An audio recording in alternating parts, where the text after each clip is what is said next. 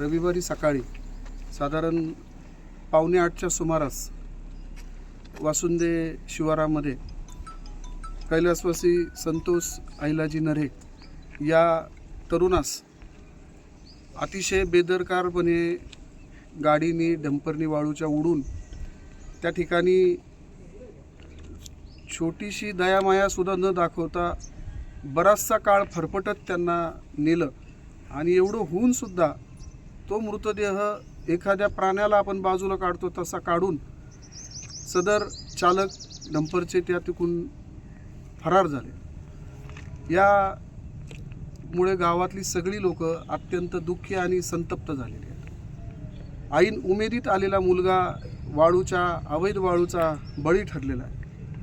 आता त्यांच्या कुटुंबाचं सांत्वन कसं करावं हा आमच्या सगळ्यांच्या समोरचा प्रश्न होता। आई, वडील, बहीण, भाऊ यांच्या जे काही अश्रू होते, आम्हाला त्यांचं अश्रूचं सांत्वन करायला शब्द गावातील कुठल्याही माणसाला माझ्यासह नव्हता। आणि सगळ्यात दुर्दैवाची गोष्ट, प्रशासनाने याची दखल आत्तापर्यंत का घेतली नाही हा फार मोठा प्रश्न आहे।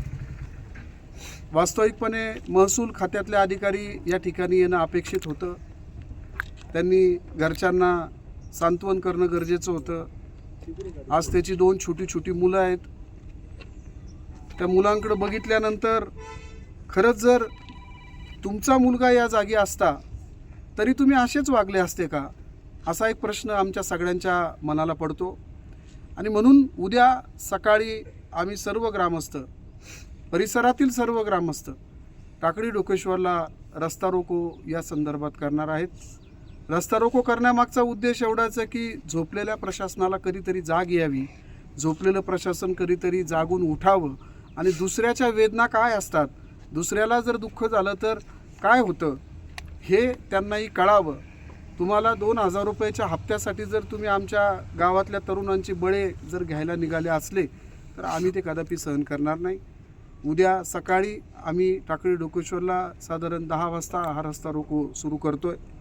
आणि याच्यामध्ये माझी प्रशासनाला पुन्हा एकदा सांगणं आहे की सदर याच्यामध्ये जे काही आरोपी आहेत त्यांना लवकरात लवकर हजर करावं आणि त्या ठिकाणी प्रशासनाने याची त्वरित योग्य ती दखल घ्यावी, हा आमचा सगळ्यांची मागणी आहे। आणि ती मागणी पूर्ण करण्यासाठी उद्या सकाळी म्हणजेच मंगळवारी म्हणजे दिनांक 6 जानेवारी रोजी आम्ही सकाळी त्या ठिकाणी टाकळी डोकेश्वरच्या वासुंदे चौकामध्ये रस्ता रोको करत आहोत।